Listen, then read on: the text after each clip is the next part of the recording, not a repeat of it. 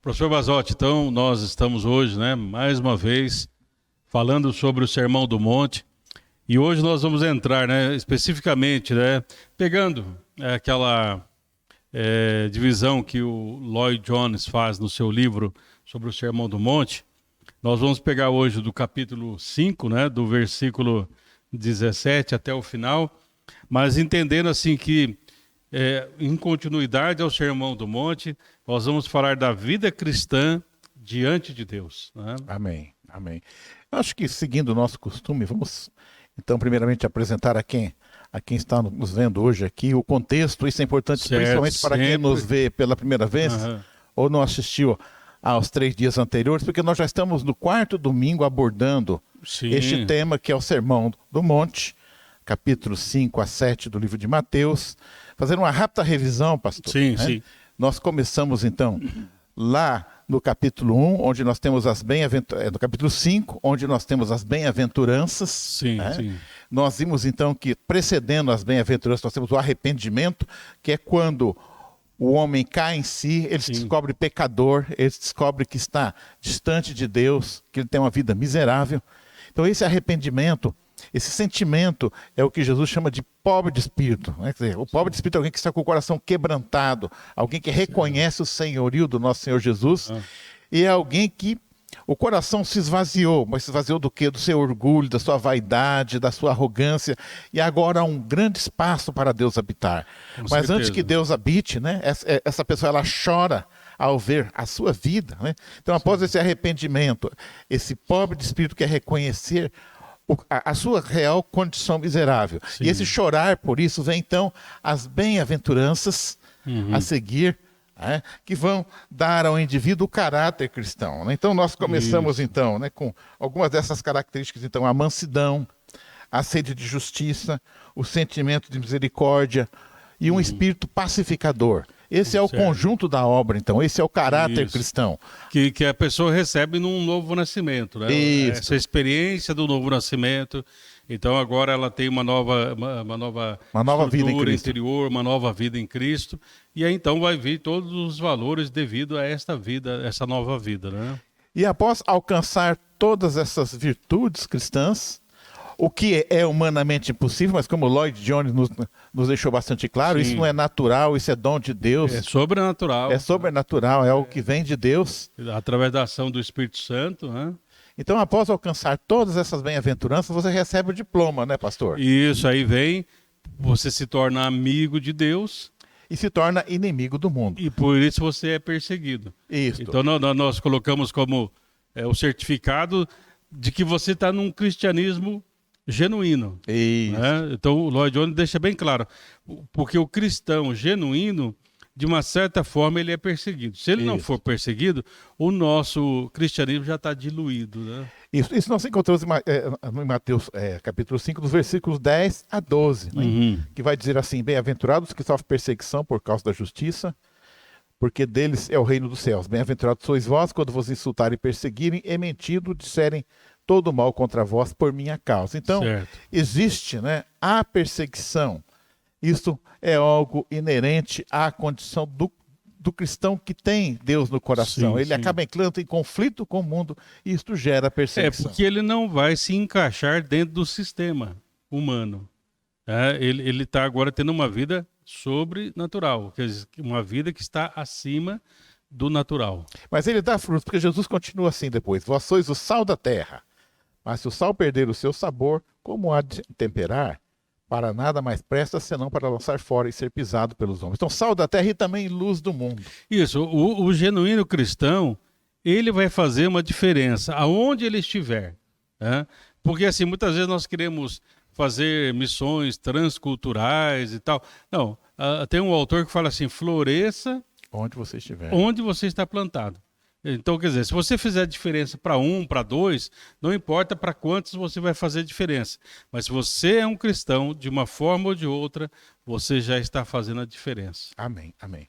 E aí nós entramos, então, na parte que nós discutiremos hoje, pastor, que vai do 17 do capítulo 5 até o 48, que é o final. Certo. Onde nós vamos aqui, então, agora, veja bem, então agora o homem, tendo no coração as bem-aventuranças, ele né, estando habilitado a enfrentar as perseguições e vivendo uma condição que é sal da terra e luz do mundo, este homem, então, Sim. está preparado para ouvir o que vem agora, porque o que vem agora é Aham. algo realmente...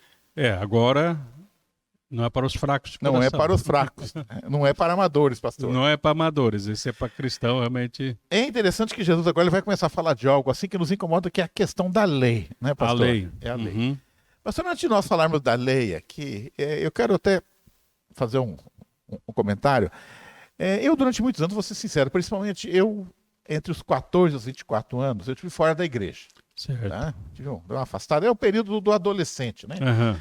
E eu, assim, eu não vou dizer que era inimigo de Deus, mas eu falo, esse negócio de Bíblia, de Deus, não pode isso, não pode aquilo. Então, havia uma ideia minha assim, que Deus era um cara chato que fica, lei daqui, lei dali, né? Pode, isso não pode, isso não pode. Eu falei, pô, já chega minha mãe, já, né? Que já até os 14 eu via ali, né? Sim, Tal, sim. né?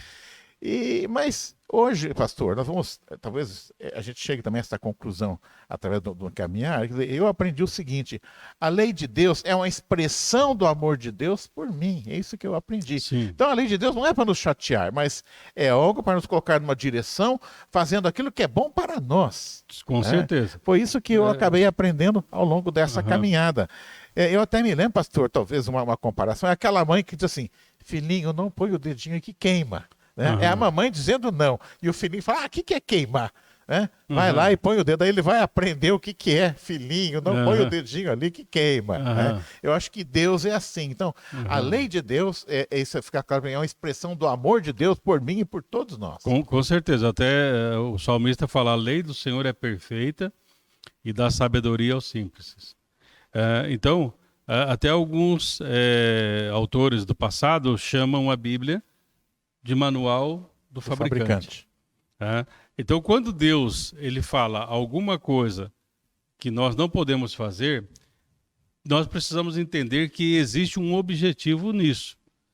Deus não é eu vou falar não só para contrariar. Não, né? assim. Não, o não de Deus tem uma razão de ser. Tem uma razão de ser. Talvez, como no seu caso aí, professor, nessa faixa etária, o senhor não compreendeu. Isso. Hoje, o senhor começa a compreender que havia um benefício, e não era um malefício, o seguir a lei de Deus, o princípio de Deus. Porque todas as leis do Senhor, primeiramente, ela nos leva mais perto dele. Isso. E existem algumas leis que são para o nosso próprio bem-estar, para a nossa própria convivência como pessoas, como sociedade, como família. Né? Isso. É interessante, pastor, que Jesus começa dizendo o seguinte, então, né? Lá a partir do 17, ele diz assim: não penseis que vim destruir a lei e os profetas. Eu não vim para anular, mas para cumprir. Com toda certeza vos afirmo que até que os céus e a terra passem, nenhum ou o mínimo traço se me tirar da lei, até que tudo se cumpra. Eu entendo, pastor, assim, que ele começa a falar e já deixa bem claro nas primeiras palavras: olha, eu não vim aqui para destruir, para mudar. Certo. Isso, eu acho que, porque sempre que chega alguém novo, quer dizer, Jesus era alguém novo, né? Sim. Ali naquele meio. Essa possivelmente foi uma das primeiras pregações de Jesus e provavelmente aquela em que ele pegou uma grande multidão. Não sei se teria havido alguma outra pregação antes, mas percebe-se que Mateus 5 é o início do ministério dele. Sim. Né? Então, quer dizer, sempre que chega alguém novo, sempre aquela expectativa: o que será que ele tem de novo? Né? Será que ele vai trazer alguma lei nova para nós? Né? E Jesus já começa, não vai mudar nenhum pingo no i dessa lei. Não, com certeza. Por quê? Jesus ele veio para fazer, acima de tudo, a vontade do Pai. Quando ele fala assim, eu vou cumprir, para que ele se torne esse Redentor perfeito, o Salvador perfeito, o Messias, o enviado. Por isso que a palavra nos diz em Hebreus que ele foi tentado em todos os pontos como nós, mas sem pecado, porque ele não transgrediu a lei, ele veio cumprir. Então esse cumprir seria assim: eu vim fazer a vontade de Deus. O que ele fez de certa maneira seria tirar alguns equívocos, algumas interpretações errôneas que as pessoas tinham em relação à lei. Não a lei em si, mas as interpretações errôneas. Pastor, agora que eu entendo que a lei é uma expressão do amor de Deus, quer dizer, eu não consigo imaginar Jesus querendo mudar a lei. Se a lei é expressão do amor de Deus, não há Sim. como realmente ele Não, mudar. porque isso, como nós comentamos, primeiramente a lei tem como objetivo nos conduzir, né? Paulo fala isso, que a lei serviu de aio, né, condutor, Condutor. para nos levar a Cristo. Então a lei nos leva a Deus, nos leva à Trindade excelsa, enfim, ao poder do Espírito Santo. Então não é algo negativo, a lei é algo positivo. Então por isso nós precisamos guardar a lei de Deus em todos os momentos, né? Para vivermos melhor. Para vivermos melhor, uma vida, eu chamo assim, uma vida que seja real e significativa, né? É interessante, pastor. Eu acredito que assim os ouvintes, quando Jesus começa falando que não vem mudar a lei, quando fala em lei, eu entendo assim, provavelmente o judeu pensava assim, ele está falando dos 10 mandamentos, que era Sim. algo que estava muito. Eu entendo que os 10 mandamentos dos tempos de Jesus era algo muito mais impactante do que talvez hoje para nós, porque para os judeus a Torá, o Pentateuco, que é os 5 primeiros livros da Bíblia, tinha um peso maior. Sim. Então eu entendo que naquela cultura, naquele contexto, quando falava em lei, eram os 10 mandamentos que vinham à mente dos ouvintes.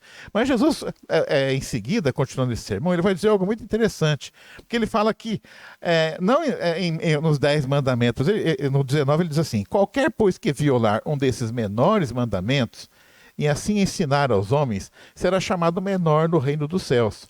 Aquele, porém, que os cumprir e ensinar, será chamado grande no reino dos céus. Então, quer dizer, ele está falando da lei, eu entendo da forma mais, os 10 mandamentos, que é o top, né? Mas também incluiria outras normas que poderiam serem úteis para aquelas pessoas. Né? Então, o que nós temos que entender, aí que começa o X da questão, né, professor? Porque fala assim, ó, aquele, pois, que, na minha tradução, né, violar, o versículo 19, violar um desses mandamentos, né, qualquer desses mandamentos. Aí ele diz, posto que dos menores, ou seja, porque havia uma classificação entre os escribas e fariseus de que determinado lei era maior, menor, uma lei maior, uma lei menor, quer dizer, aí começou esses pontos de vista. Para a gente entender a questão da lei, a gente tem que entender, por exemplo, que a gente fala hoje, né? Hoje a gente tem essa clareza, né? Por exemplo, não existe pecadinho nem pecadão. Pecado é pecado, porque pecado é uma transgressão. Então não tem assim uma quebra de uma lei menor ou uma quebra de uma lei maior, né? A questão é a seguinte: haverá talvez uma consequência maior e menor. Pastor, veja bem, vou pegar um exemplo aqui então, né, que eu encontrei que achei interessante. Está lá em Levíticos 11, 19. Existem 3 livros da Bíblia, mas principalmente Levíticos e Deuteronômio são livros da lei.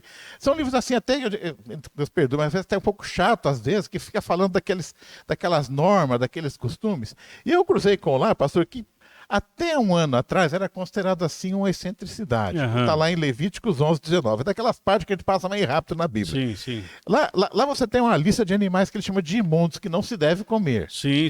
E lá no final do versículo 19, o último animal que é listado aqui é o morcego.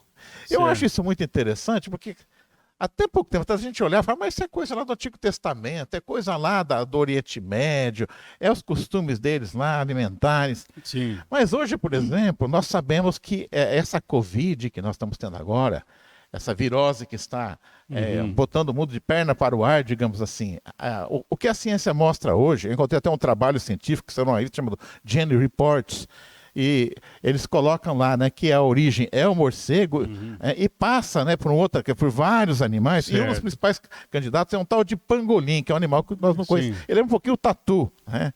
E eu achei interessante, eu vi uma foto do pangolim, ele tem assim a unha fendida, que é exatamente o que está lá também, animais com unhas fendidas, não ruminante. Então você começa a ler e percebe que o pangolim se enquadra perfeitamente naquela lista dos imundos também. Então, eles comem morcego, comem o pangolim lá, né? Então, quer dizer, parece uma culinária excêntrica. Aí a gente olha o Antigo Testamento, parece assim, coisas assim, excêntricas para nós. Mas de repente você percebe que aquilo não é tão excêntrico assim. Quer dizer, Deus vai falar, olha, amor, olha, fica longe do morcego. Né? Sim. Quer dizer, é uma norma, não é uma lei como não matar, não furtar, quer dizer, né? Mas essa norma, que aparentemente parece até ridícula às vezes para nós, aí com o tempo, quer dizer, a própria ciência mostra que aquilo não é uma coisa. Certo. Né? Mas isso seriam as normativas, até por uma questão, né, vamos dizer assim, de higiene, uma questão de convívio, porque imagine uma pessoa se alimentar com um tipo de animal e ele pegar uma infecção ou uma virose e passar isso no meio de 2 milhões de pessoas no deserto. Isso. Né? Como que faria, né? Eles poderiam ter sido consumidos exatamente. por causa de uma praga, como teve outras pragas. Outras pragas no passado, com ratos também, que é um animal que está na lista aqui também, que é outro animal que transmite doenças, que nós sabemos também. E, até lá eu encontrei também em Levítico 5, se um desses animais imundos tocou uma vasilha, se ela for de barro deve ser destruída, se for de madeira deve ser lavada, ou seja, a gente sabe que esses animais, eles transmitem pelas fezes e pela urina que eles transmitem as doenças. Então, quer dizer, já há embutido em todas essas normas esses cuidados de higiene, né, que protegeu aquele povo. Isso, foi preservando, porque realmente, se não tivesse esses cuidados, né, como a gente já comentou, né, professor? Então, aí que tem as leis de Deus, e essas normativas que nós precisamos, muitas vezes, estar atentos a isso, né? Porque, por exemplo, né, quando as pessoas... Até tem um quadro, né, que aparece lá, a Arca de Noé, os animais indo de 2 em 2 para a arca, né? A gente vê assim que dos animais limpos foram 7 casais de animais limpos e dos impuros que era 2. Certo. Né? Ou seja, então já começou a haver uma restrição logo nisso, né? Por quê? Porque se eles começassem, como falamos, se alimentar de tudo isso aí e tal, não seguir as orientações de Deus, eles estariam perdidos. E hoje, né? Talvez não só numa questão alimentar, mas nós nos alimentamos, vamos falar assim, de maneira espiritual com tantas coisas, e nós também podemos pegar as viroses da vida, pegamos essas enfermidades na nossa alma, né? E é interessante como que a lei estabelecia, a gente pega no tempo de Jesus, às vezes, aquele medo que eles tinham dos leprosos, o conceito de contágio. Sim. Era muito forte, eu já sabia que a lepra era contagiosa, então havia, a gente falou de isolamento, né? Para eles, isolamento, em alguns casos, não era novidade. Não. Em alguns casos, até ficavam 7 dias fora, enfim, né? Tinha um período, né, para ver se havia uma suspeita de que teria a lepra, né? Então teria que se afastar um pouquinho, enfim, né? Eu vejo aqui também, pastor, uma coisa interessante, se nós pegarmos todos os povos da antiguidade, vamos pegar Egito, tem o país Egito hoje, mas o Egito de hoje não tem nada a ver com o Egito dos tempos de Jesus, ou dos tempos de Moisés. Certo. Naquela época eles eram, por exemplo, idólatras, tinham muitos deuses, né? Então hoje, por exemplo, o Egito é um país muçulmano, né? É um povo mais de pele morena, que não tem nada a ver com aqueles egípcios daquela época. Isso. Pega lá, por exemplo, os gregos lá, da época, do mesmo tempo de Jesus, de Alexandre o Grande, aqueles gregos não tem nada a ver com o país da Grécia hoje. Sim. O único povo que se mantém, né? Se mantém há 5.000 anos com os mesmos hábitos, estão firmes, se chama o povo judeu. Então, quer dizer, esse conjunto da obra, são todas essas normativas, né, que os ajudaram a preservar, né? Então, isso tem um valor, eu entendo. Né? Quer dizer, e aí tem a circuncisão, já trabalhos que mostram que quando o homem é circuncidado, tem menos doença venérea, menos câncer do pênis, a esposa tem menos câncer de colo de útero, e aí vai. Então, isso, é uma questão, porque é uma questão de higiene, isso. Mas que Deus tem essa preocupação com o nosso espírito, nossa alma, nosso corpo. Quer dizer, Deus se preocupa com todo ser humano, né? Com a totalidade do ser humano. Né? Isso é muito bom. Até nós sabemos, né, que esse conjunto de leis que estão nesses livros do Pentateuco, eles acabam constituindo um conjunto de 613 normas. Certo. Né? E nos tempos de Jesus já havia esse número mágico, 613. Sim. E até quando ele é perguntado qual que é o maior mandamento, né? Qual desses 613, né? E Jesus, aí eu vejo que Jesus ele era muito inteligente, porque ele teve uma sacada, né? Sim. Ele juntou todo o pacote em 2. Em 2. Porque ele vai falar, né, que amar a Deus acima de todas as coisas e ao próximo como a si mesmo. Então, não simplesmente que a gente tem que entender uma coisa, não é para assim, porque alguns falam, então o amor, né? Não é questão do amor em si, mas o amor a Deus, que tira de mim o egoísmo, tira de mim toda a vaidade, que eu consigo olhar para o outro como outro e, mesmo na diferença, aceitá-lo. É isso, é o amor ao próximo. Só que isso começa numa ação de Deus, né? Porque eu posso até olhar para o outro, mas não ter aquela compaixão, misericórdia, que nós falamos que é uma das bem-aventuranças, né? E aí é o que Jesus fala aqui no 5:20, então a gente entra nessa parte já, porque ele vai dizer assim, ó. Porque vos digo que se a vossa justiça não exceder a dos escribas e fariseus, de modo nenhum entrarei no reino dos céus. Certo. E aqui eu vejo assim, nós temos uma tendência hoje de olhar com certo desprezo os fariseus pelas Sim. coisas erradas que eles fizeram. Mas a gente tem que tomar um certo cuidado também, porque eles eram fiéis cumpridores da lei. Não é muito fácil empatar com eles, não, porque eles eram estudiosos da Bíblia, muito mais do que nós somos hoje no Antigo Testamento. Eles guardavam o sábado de uma maneira muito mais rigorosa que nós guardamos o domingo hoje. Né? Então eu entendo assim. Mas qual era o problema deles? Os 10 mandamentos eles tinham no coração, na prática eles não matavam, não roubavam, não adulteravam, eles eram dizimistas fiéis.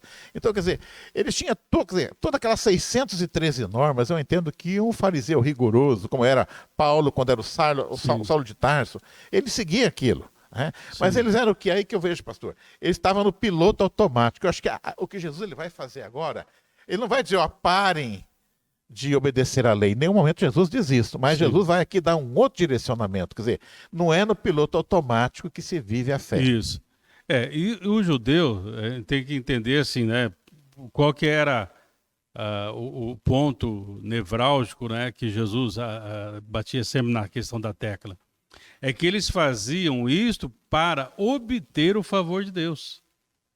Agora, por que nós, como cristãos, guardamos a lei, guardamos os mandamentos? Porque nós amamos a Deus.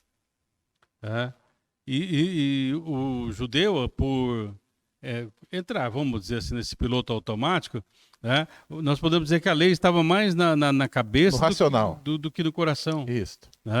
E por isso ele não conseguia, olhar o outro. Para ele, só existia ele. Ele não conseguia ver o gentil como próximo. Ele não conseguia ver o samaritano como próximo. Ele não conseguia ver, qualquer outro tipo de pessoa que pudesse também estar no reino de Deus. Ele tinha uma certa exclusividade. Por quê? Porque aquela prática, e é esse que nós temos que tomar cuidado, professor.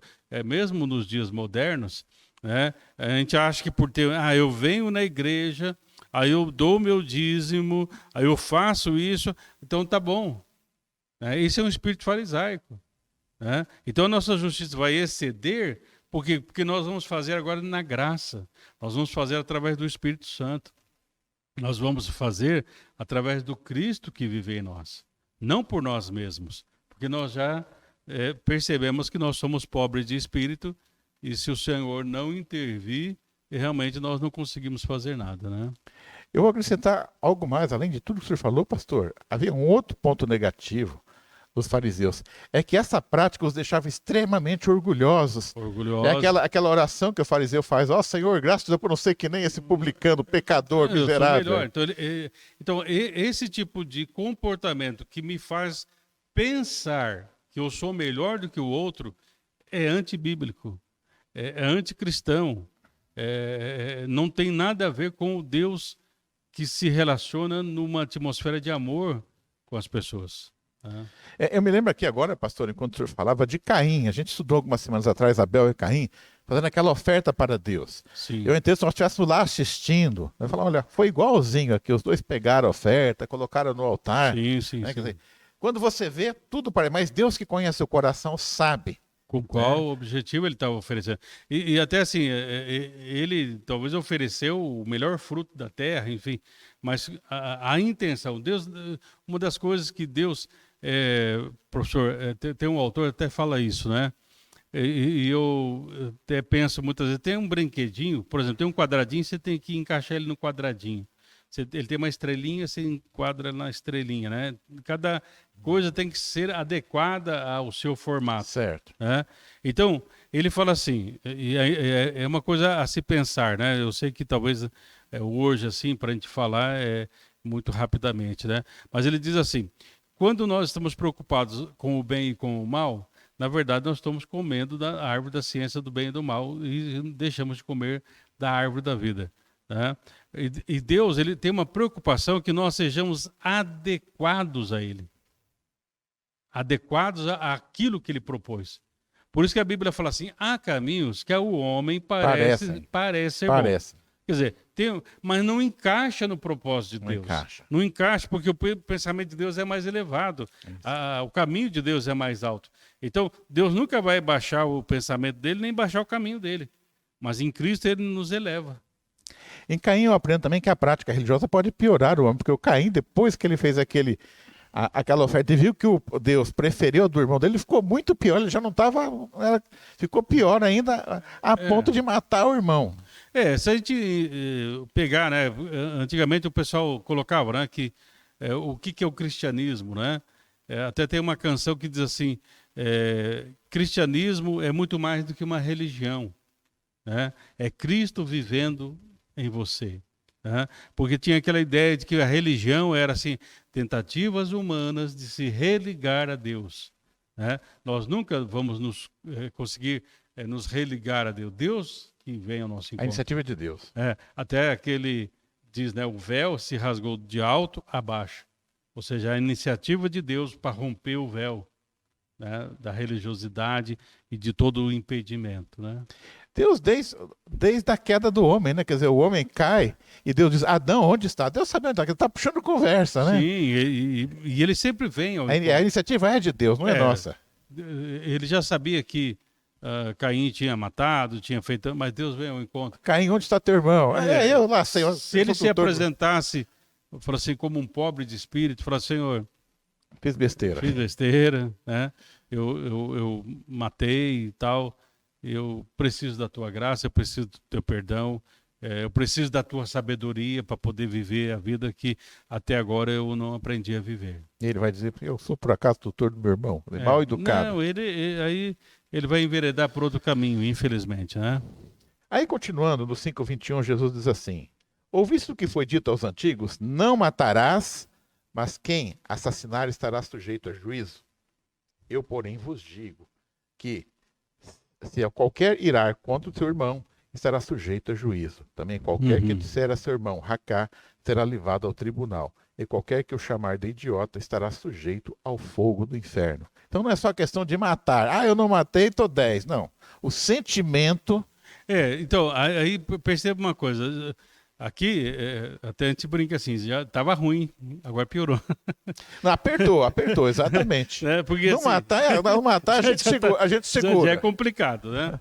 Mas a questão é a seguinte, por quê? Porque o Senhor veio fazer uma obra no nosso interior que tem um reflexo no exterior. Então não adianta só eu nunca matei ninguém. Aí o pessoal fala, eu nunca roubei, nunca matei ninguém e tal. Quer dizer, então eu sou uma boa pessoa e tal. Mas muitas vezes você desejou, muitas vezes no seu pensamento... Não à toa porque faltou oportunidade. Você deseja, você não quer matar, mas fala assim, ele podia ser atropelado. Né? Ele podia ser atropelado, ele podia ser assaltado e alguém matar ele. Entendeu? Então, Jesus ele eleva o padrão aqui. Por quê? Porque isso nos leva a uma dependência de Deus. Aqui vai falar assim, o sexto mandamento, né? Não matarás, né? E o Senhor vai muito mais sério. Por quê? Porque num relacionamento de sociedade, de comunidade, não pode ter nenhum milímetro. Eu tenho que ser sincero, né? Como já falou, sem cera, sem maquiagem, sem máscara, aprender a viver sem máscara, como diz um autor, viver sem embraçar o escudo, né? Ficar se protegendo, né? Tá certo que muitas vezes algumas coisas acontecem e tal, mas você entrega para Deus e continua a sua vida, né? Pastor, eu vejo que Jesus, ele vai além, quer dizer, ele quer pegar o mal na raiz. Sim. E quando o indivíduo mata, aquilo já foi muitas vezes pensar, existe o crime passional, puf. Mas boa parte dos crimes o indivíduo pensou, planejou, idealizou. Quer dizer, aquilo vai crescendo dentro dele, né? Então, aqui Jesus pega esse mal pela raiz, né? Trata desse mal. Quer dizer, não é uma questão só de matar, mas já lá no início tirar aquele sentimento que vai levar ao assassinato. Dentro da lei, a gente hoje vê lá, por exemplo, tem o doloso e o culposo, né? Isso. Então... Mas Jesus está falando assim, olha, eu vim para trabalhar porque você não tem nem, seja um crime culposo nem doloso, né? Que não tem a vontade e não tem o ato em si. Né? Então Deus começa a transformar realmente o nosso coração. É isso. Né? Aí no 23, ele diz assim: assim sendo, se trouxeres a tua oferta ao altar e te lembrares de que teu irmão tem alguma coisa contra ti, deixa ali mesmo diante do altar a tua oferta e primeiro vai reconciliar-te com teu irmão e depois volta e apresenta a tua oferta. Aqui, pastor, me chama a atenção que Jesus está colocando uma situação mais difícil. Porque, veja bem, de repente, é eu que estou com raiva da pessoa. Sim. Então, vai lá e acerta com ele. Mas aqui é diferente, quer dizer, eu falo, mas eu não, o cara não quer conversar comigo, eu não fiz nada para ele, não estou de mal dele. Sim. Vai lá, vê o que está acontecendo. Quer dizer, é mais difícil. Quando você está com raiva do cara, fala, então tá, eu vou... Mas aqui Jesus está falando o contrário, é para você ir lá, é o cara que está magoado com você e perguntar o que aconteceu. Quer dizer, isso é mais difícil. Porque o que o Senhor vem... Mas isso é uma atitude de amor. Porque o contrário do amor seria a indiferença. Então Deus fala assim, você quer andar comigo? Você não pode ser indiferente. Ele está com lá, problema dele. Não, no que depender de vós, tende paz com todos. Isso. Depende vai lá, de você. pergunta o que aconteceu. O que foi? Aí ele fala, eu não gosto de você mesmo, vou com a sua cara. Tá bom, paciência. Tá. Mas você não deixou, você que tentou formar ou criar uma ponte. Você não fez mais uma barreira, mais uma parede, enfim, né? Não, você foi. Mas não depende só de você, Isso. depende do outro. Mas você deu o seu passo porque você é impulsionado pelo amor de Deus na sua vida, né?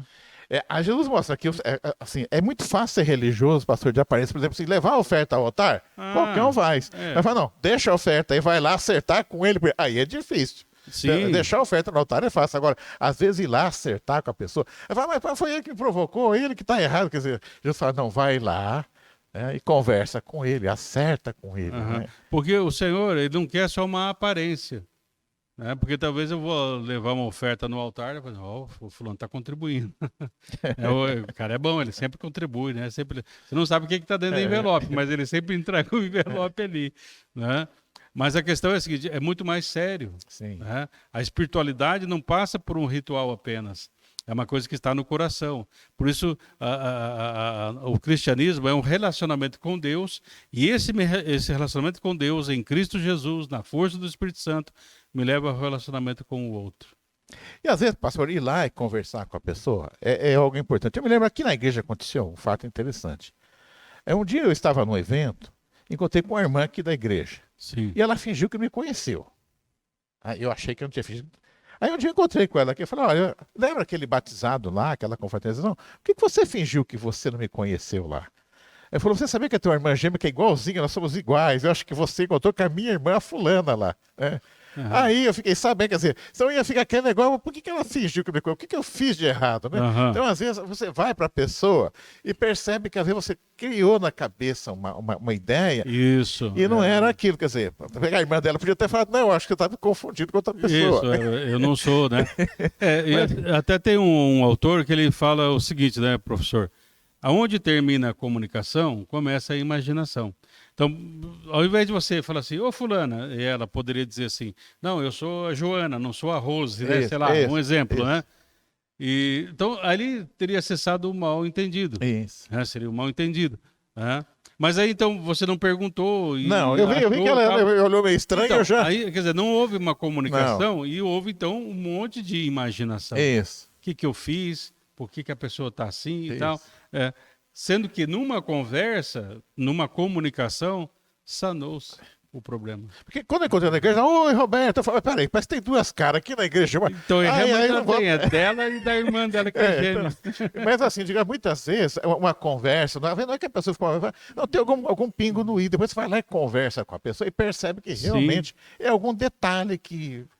Então, por exemplo, já teve casos assim, né, digamos assim, que a gente fala da antipatia gratuita, né, que você não gostava da pessoa, depois começa a conversar, e aí você tem certeza que não gosta mesmo. Se a pessoa quer falar o contrário, né?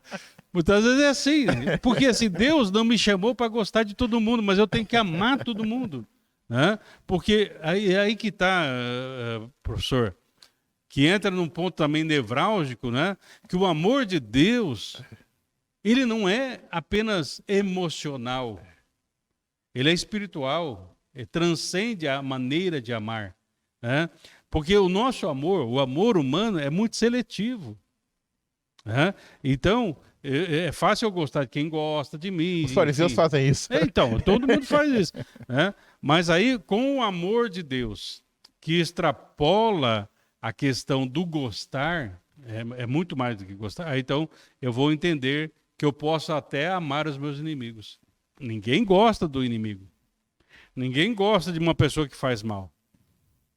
Mas quando o amor de Deus está em nós, nós superamos as barreiras das indiferenças, das animosidades, enfim, né? Nós prosseguimos. E eu me lembro aqui do bom samaritano novamente, pastor, né? Novamente, aquele exemplo que Jesus nos deu. Aqui no 27, 28, realmente ele coloca num patamar muito elevado, né? Uhum. Ele diz assim, no 27, ouviste o que foi dito, não cometerás adultério. Eu, porém, vos digo que qualquer que olhar para uma mulher com intenção impura em seu coração, já cometeu adultério com ela. Sim, né? sim. Pastor, aqui ele fala aqui, né, mulher, mas acho que vale para as mulheres, para homem também, né, pastor? Sim, é o sétimo mandamento. Né? Eu acho que aqui a gente tem que colocar as igualdade também nos deveres. Sim, né, sim, com certeza. Eu acho interessante aqui que talvez a pessoa, quando ouviu Jesus, falou, peraí, vamos com calma, esse negócio é meio difícil aí. Uhum. Né? Mas ele continua, daí ele bate, ele dá a primeira, como um boxeador, deu a primeira, quando o cara pensou, ele deu assim, porque ele continua assim, ó, se o teu olho direito te leva a pecar, arranca-o e lança-o fora de ti, pois é mais proveitoso perder um dos membros do que todo o teu corpo ser lançado ao inferno. E se a tua mão direita te fizer pecar, corta e atira para longe de ti, pois te é melhor que um dos teus membros se perca do que todo o teu corpo seja lançado no inferno. Ou seja, o cara puxou o fôlego para falar que não estava concordando, ele... não tem espaço. Então, porque aqui nós temos que entender assim, é lógico, Jesus não está falando aqui que literalmente aconteça isso, de cortar braço, furar os olhos, enfim. Mas ele está deixando bem claro que isso aqui é impossível. Por isso, Paulo, quando fala para nós ali no livro de Romanos, capítulo 8, verso 13, diz, se pelo Espírito mortificardes as obras da carne, certamente vivereis. Quer dizer, então aqui, esse cortar mão e furar os olhos, podemos dizer assim que seria uma ação da mortificação do Espírito Santo em relação à nossa carne. Isso. Né? Porque me faz lembrar aqui, professor, antigamente, né, alguns pastores contavam como ilustração, né? Não sei se isso é uma verdade, mas como ilustração talvez é pertinente, né? Não sei se isso aconteceu realmente. Mas a história que se contava era aquele de um homem que ele tinha a questão da sexualidade e sensualidade, enfim, né? Ele não podia ver uma pessoa, uma mulher, enfim, né? E diz que então o que ele fez, né? Ele acabou furando os seus olhos, né? Literalmente, né? Mas diz que mesmo assim, né? Muitas vezes, né? Então mesmo não enxergando mais, aí apurou o olfato. Ele ficou mais apurado o seu olfato. Então ele fica assim, cheirando, né? Um cheiro de um perfume de mulher. Essa mulher parece ser bonita.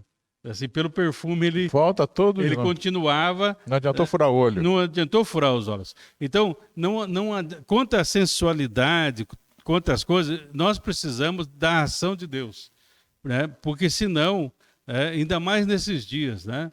E por que Jesus fala a questão de adultério?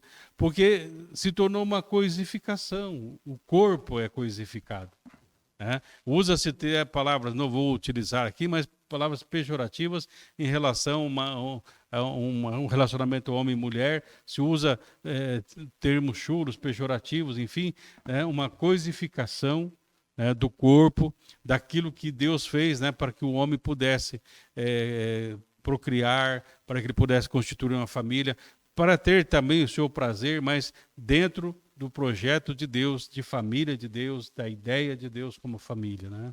Pastor, você fala em mortificação, mas eu entendo que também pode ser um sacrifício, uma dor equivalente a atirar no braço. Por exemplo, vamos pegar, por exemplo, o caso da mulher adúltera que ia ser apedrejada. Sim. Parece que Jesus foi bonzinho, foi lá e segurou a barra dela lá e tal. Sim. Mas a última coisa que ele diz para aquela mulher que ele salvou do apedrejamento é: vá e não peques mais. Então eu não sei como é que era a vida dela, quer dizer, mas ela era uma mulher que, quem sabe ela tinha um grande amor lá, que era um homem casado e tal.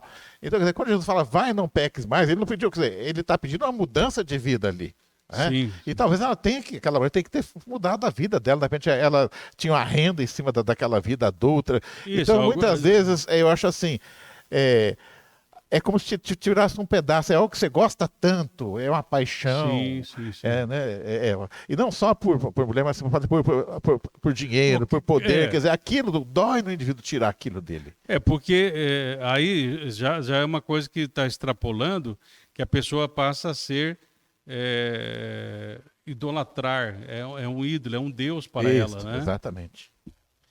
E aí ele continua assim, né? É interessante que agora aqui ele vai falar sobre algo que era muito comum na época, que era a questão do divórcio, né? Divórcio. Assim, lá se a mulher fazer um ovo lá e não ficasse bem preparado, ficasse muito mole, muito, já era motivo, o cara já... queimou o arroz, está fora. Queimou o arroz, está fora, é isso. Né? Então ele diz assim no 5:31, continuando a sua pregação. Foi dito também, aquele que se divorciar de sua esposa deverá dar uma certidão de divórcio. Eu, porém, vos digo, qualquer que se divorciar de sua esposa, exceto por imoralidade sexual, faz com que ela se torne adúltera, e quem se casar com a mulher divorciada estará cometendo adultério. Ou seja, aquele motivo fútil, né, pastor? Sim. Isso estava na lei dos homens, mas Jesus chama a atenção que isso não está de acordo com a vontade de Deus. Porque, como a gente comentou aqui, né, se tornou algo banal. Queimou arroz, está fora. Tal. Logo em seguida, né, no outro texto, acho que em Lucas, né, Jesus vai falar sobre isso. Ele vai falar por causa da dureza do coração. Isso. Né? Então, aí que entra, né, o princípio, né? E outra coisa, né, a maior vítima disso, da época de divórcio aqui, nesse tempo, é a mulher. Ela ficava sem eira, sem beira. Não tinha pensão alimentar, ela ficava desamparada. Não, era abandonada, largada. Mas aí Jesus fala assim, dê a carta de divórcio, que era uma garantia de que ela acabou o casamento, vamos dizer assim, porque ela queimou arroz, porque tinha que estar constando o motivo. Motivo, né? Isso dava uma chance para ela. Não, porque senão, de repente, a família ou pessoas podiam apedrejá-la. Achando que foi adultério, achando que foi alguma outra coisa, né? Mas Jesus, então, aqui ele está preservando a questão da mulher, a questão da ideia do casamento, que se tornou algo banal. Até me faz lembrar, né, de um personagem, né, que tinha, né, de um humorista, fala assim, casa descasa, não casa. Isso. Né? Então, na época... Era o padre assim, lá, eu lembro desse quadro. Então, hoje em dia está assim, vamos casar, não dá certo, desmancha. Entendeu? Você já... mas hoje há uma certa proteção, eu digo, mas naquela época era diferente, a mulher ficava desamparada. Sim, então, mas o mesmo espírito está aí, né? Que é uma coisificação. Casamento não é uma brincadeira, por isso tem que ser bem pensado, bem refletido, né? O que Deus une, ninguém separa. Então eu tenho que me perguntar, Deus está unindo? Não é porque ele é da igreja, eu sou da igreja, mas Deus está no negócio. Se Deus estiver no negócio, rindo, chorando, você vai levar em frente. Né? Tanto é que também começou a ter, no início da igreja, alguns disseram, não, mas agora eu me converti, minha esposa não é convertida, eu vou largar ela e arrumar outra. Né? Então Paulo falou assim, não é bem assim, espera um pouco. Se ele consentir em morar com você, ou ela consentir em morar com você mesmo, você agora abraçando a fé cristã, continue. Porque não é uma brincadeira. Hoje a gente até parece que as pessoas estão brincando de casinha. Vamos brincar de casinha. Aí, não quero mais brincar, né? Então, se tornou uma banalização, assim como na época de Jesus, né? Bom, em resumo, Jesus, eu não sei se há algum outro personagem bíblico assim, que tanto valorizou em seu ministério as mulheres como Jesus. Uma sociedade machista onde a mulher não valia nada. E ele resgata a dignidade da mulher. Então, isso aqui é realmente um tapa, né, bem dado na ser vergonhice dos homens. Vocês param com isso, tratem melhor as mulheres, pense bem antes de casar, porque se você casar, então você tem que honrar a sua esposa, você tem que tratá-la bem, porque os dois se tornam uma só carne. É isso. Né? Aí continua, ele diz assim, também ouviste o que foi dito aos antigos, não jurarás falso, mas cumprirás rigorosamente teus juramentos ao Senhor. Entretanto, eu vos afirmo, não jureis de forma alguma, nem pelos céus, que é o trono de Deus, nem pela terra, por ser o estrado onde repousa seus pés, nem por Jerusalém, porque é a estádio do grande rei. E não jures por tua cabeça, pois não tens o poder de tornar um fio de cabelo branco ou preto. Bom, o senhor nem tem cabelo, pastor, pode jurar. Né? Seja, porém, o teu sim, sim, o teu não, não. O que passar disso vem do maligno. Jamais use a vingança. Bom, então aqui, pastor, eu vejo aqui, puxa vida, isso aqui, independente até do ensinamento de Jesus, se é colocado na prática, como é prático, como eu gosto de pessoas que falam, olha, vai dar, olha, não vai dar, né? É assim, sim, não. E é assim, se for além disso, é realmente uma coisa maligna, né? Agora, aqui é a questão, né? Tem a questão do juramento também, né, pastor? Tem a questão do juramento, mas, por exemplo, Eclesiastes, se você fizer um voto, cumpra, não seja voto de tolo. Em Zacarias fala assim, falem a verdade uns com os outros, lá no livro de Zacarias. Também no livro de Deuteronômio 6,13 fala, jurem somente pelo nome de Deus. Então você podia usar uma certa forma de juramento, enfim, mas o que está sendo colocado aqui é que muitas vezes as pessoas usavam o juramento com falsidade. Então o que o senhor está dizendo assim, tenha caráter. Porque se é sim, é sim, se é não. Isso é caráter. Porque tem pessoas que falam sim para você agora, depois, não, mas eu não falei bem assim e tal. Não, é uma questão de integridade. Tá? Então a nossa palavra tem que ser uma só. É aquela pessoa assim, ela não precisa assinar promissória, não precisa deixar o fio do bigode. Né? Ela falou, eu vou pagar, ela paga. Eu falei, eu vou levar, ela leva. Eu falo assim, vamos supor, eu fiz um negócio com você, professor. Eu falo assim, conhecendo o professor, a integridade dele, o caráter dele, fique tranquilo, dia 10 ele vai vir pagar, pronto. Agora, muitas vezes eu falo, não, professor, eu juro para você que dia 10 eu te pago. Não, fique tranquilo. Eu juro pela minha santa mãezinha. Pela minha mãe, entendeu? Então, é complicado. É isso mesmo. É muito complicado isso. Então, o que Jesus está colocando aqui, nesse novo relacionamento que nós temos agora com Deus, na nossa vida cristã, nós temos que ter integridade. E até muitas vezes eu falo, né, com a Claudete, né, a minha esposa, no sentido assim, de repente eu falo alguma coisa, ou ela fala, né, e a gente se compromete com alguma coisa, né, e eu falo, bom, eu não precisava ter me comprometido, né, mas eu me comprometi, eu falei que fazia, ou que iria fazer, rindo ou chorando agora nós vamos fazer, né. Então, muitas vezes até eu pego no pé dela, ela pega no meu pé, né, esses dias mesmo eu peguei um negócio para fazer e tal, ela falou assim, bom, você aqui quis pegar, agora rindo ou chorando, vai ter que fazer. Por quê? Porque assim sim, não. Né? Então, por isso a gente tem que pensar muito bem antes de tomar as decisões. Né? Isso facilita muito, porque há situações você vai pedir alguma coisa para uma pessoa, ela já pode dizer assim, então fala, não, você volta aqui amanhã, eu vou pensar, mas ela não vai te dar aquilo, então ela fica te enrolando, aquele tempo que você perde, né? Então assim, se uma pessoa também te pede, você não pode, até fala, olha meu amigo, não vai dar, procura outro, né? Certo. Então, quer dizer, isso você está ajudando a pessoa, você está dizendo não, mas você está tirando o tempo que ela tem, se você ficar dando esperança, enrolando, com certeza. É o tempo que ela teria para procurar um outro. Então, isso aqui é muito prático.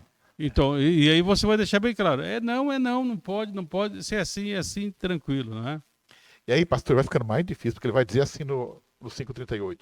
Ouviste o que foi dito? Olho por olho, dente por dente. É aquele bateu, levou, né, pastor? Isso, Eu, porém, vos digo, não resistai ao perverso, mas se alguém te ofender com um tapa na face direita, volta-lhe também a outra. E se alguém quiser tirar a túnica, deixa-lhe também a capa. Assim, se alguém te forçar a andar 1 milha, vai com ele 2. Dá a quem te pedir, e não te desvies de quem deseja que lhe emprestes algo. Ame os que o odeiam. Né? Então aqui deixa claro algumas coisas, né? Por exemplo, eu não vou, né? Minha é vingança, diz o Senhor, né? Então nós entregamos, se alguém ofendeu alguma coisa, nós entregamos para Deus. Quando nós estamos dando a nossa face, na verdade nós estamos agindo e não reagindo, né? Aqui na época que Jesus cita isso aqui, o carteiro lá do Império Romano, né, porque eles tinham um sistema de correio, o funcionário público, né, do Império Romano, o carteiro, ele então tinha que carregar muitas tábuas, muitas coisas, né, que eram ou pergaminhos, enfim. Ele poderia solicitar um transeunte lá, judeu e tal, para carregar a sacolinha de cartas por 1 milha, vamos dizer assim. Né? Então Jesus fala, se ele te obrigar a andar 1, anda 2. Quer dizer, então seja senhor das suas ações, não faça as coisas por obrigação, enfim. Né? Agora, a questão aqui, dá quem te pede e não voltes as costas, seria assim, no sentido assim, se houver oportunidade, enfim, se você puder, então procure ajudar. Procure ajudar. Né? Porque em outro momento também fala assim, para você não emprestar para o outro, não ser fiador do outro. Né? Então nós temos que entender os contextos. Não é assim, então ali fala assim, tá vendo, viu, professor Basotti, faz um pix aí de 10 mil, porque aí Jesus falou que dá quem te pede, eu estou te pedindo. Eu quero inaugurar meu pix, não sei como. Bom, e ele continua, estamos caminhando para o final. Ouvistes o que foi dito, amarás o teu próximo e odiarás o teu inimigo. Eu, porém, vos digo, amai os vossos inimigos e orai pelo que vos perseguem, para que vos tornei filhos do vosso Pai que está nos céus. Pois ele faz raiar o seu sol sobre os maus e bons, e derrama chuvas sobre os justos e injustos. Porque se amardes só os que vos amam, que recompensa tendes? Não fazem os publicanos igualmente assim? E se saudardes somente os vossos irmãos, que fazeis de notável? Não age os gentios também dessa maneira? Assim sendo, sede vós perfeitos, como perfeito é o vosso Pai que está nos céus. Sim, então o nosso modelo é o Senhor. De amar ao próximo, e aí então esse amor, lá Romanos 5 diz, o amor de Deus é derramado em nossos corações, o fruto do Espírito é amor. Então esse amor não é um amor natural, não é o nosso amor preferencial por coisas, e de certa forma nós podemos dizer assim, esse amor é algo que nós vamos aprendendo ao andarmos com Jesus, não é um amor que eu vou sentindo, mas é um amor que eu vou aprendendo. Então, esse tipo de amor é aprendido e não simplesmente sentido.